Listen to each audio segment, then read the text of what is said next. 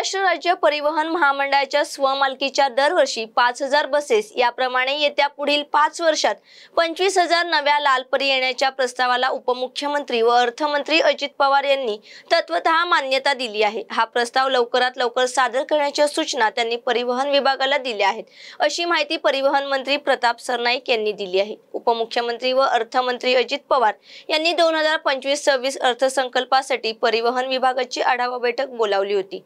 त्यात एसटीची सद्यस्थिती सरनाईक यांनी सांगितली। सध्या महामंडळाकडे फक्त 14300 बसेस असून त्यापैकी 10 वर्षांपेक्षा जुन्या झालेल्या 10000 बसेस आहेत। त्या पुढील 3 ते 4 वर्षात प्रवासी सेवेतून बाद होतील, अशी वस्तुस्थिती लक्षात घेता भविष्यात एसटीला आत्मनिर्भर होण्यासाठी स्वमालकीच्या बसेस घेणे आवश्यक आहे।